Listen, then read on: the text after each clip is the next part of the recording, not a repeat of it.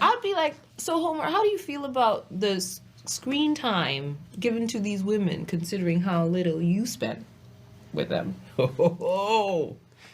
611,000 dislikes on a trailer for a movie that comes out next week, which means almost nobody, and I mean nobody, has actually watched the thing. Oh, and it gets weirder. While the internet was speedrunning the dislike button, the same movie broke ticket presale records. IMAX shows sold out a full year early. So, most hated movie of the year? Or most wanted movie of the year? Plot twist, the answer isn't about the movie at all. It's about that squishy thing between your ears. Let's get into it. Okay, quick recap for anyone who's been living under a very peaceful rock. Christopher Nolan, Inception guy, Interstellar guy, What is Time Even guy, spends $250 million adapting the Odyssey, a 3,000-year-old Greek poem. Sounds like a slam dunk, right? Hold that thought. The cast gets announced. Helen of Troy, literally described in the poem as the most beautiful woman in the world, goes to Lupita Nyong'o, Oscar winner, incredible actress. Also, not who a lot of people had been picturing for, 3,000 years. The internet splits in about 4 seconds. One side, it's mythology, she was never even real, cast literally anyone. Other side, you changed a character I grew up with, explain yourself. Then the trailer drops, and the ancient Greek characters speak in modern American accents. At one point, someone in ancient Greece says the word daddy. Yeah, I had to rewind too. And then the interview. When you read the Iliad and the Odyssey, very little time is spent in the perspective of the women. Nyong'o tells a magazine that the original poems were mostly told from a male point of view, and this film makes room for the women's side of the story. Now, half the internet heard that and went, huh, thoughtful. The other half heard it and went, see, they're rewriting our classics to push a message. The word woke starts trending next to the movie's name. Elon Musk jumps in, because of course he does. Dislikes go nuclear, and the studio, in full panic mode, locks the comments, which, if you know anything about the internet, is like putting a lid on a boiling pot and walking away. Okay, pause. Freeze. Everybody stop yelling for 1 second. Forget whose side you're on. Here's the part that actually breaks my brain. 600,000 people rated a 2-hour movie based on 2 minutes of footage. And thousands of others gave it 5 stars based on the same 2 minutes. Neither side has seen it. Both sides are 100% sure they're right. How does that even work?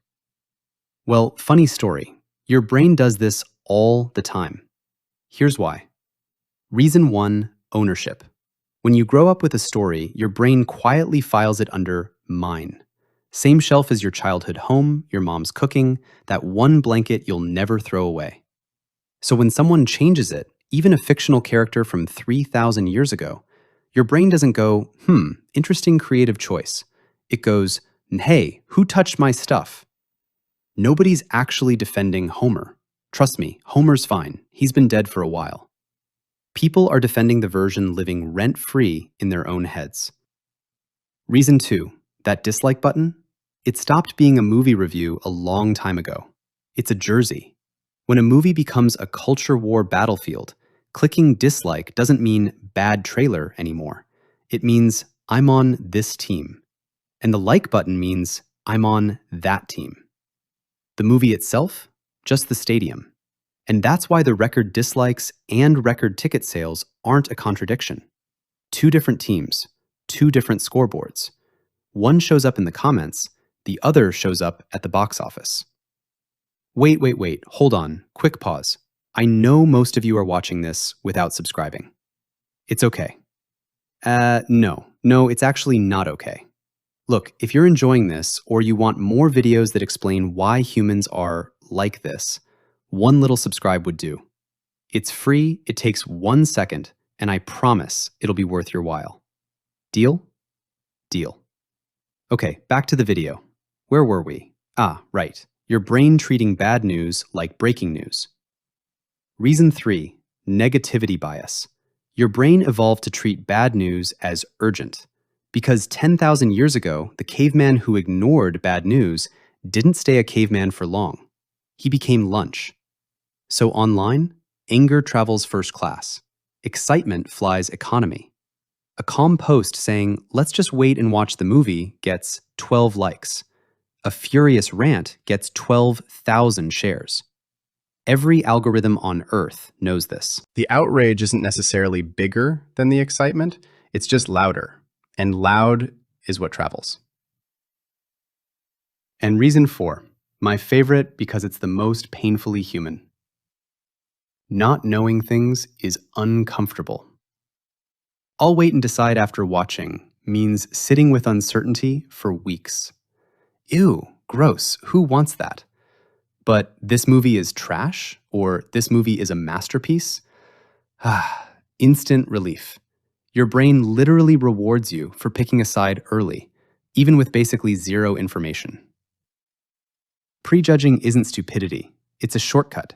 Certainty just feels safer than doubt. And before anyone gets smug about those crazy people online, have you ever skipped a movie because of one random comment? Judged a whole song by its thumbnail? Decided you absolutely hate a food that has never once touched your tongue? Yeah, me too. Same wiring, same shortcut. The Odyssey just happens to be this month's mirror. And here's the wildest part. On July 17th, the actual movie releases. And most of those 611,000 dislikers and most of the defenders will walk out with the exact same opinion they walked in with. Doesn't matter what's on the screen. Because by then, the opinion was never really about the movie.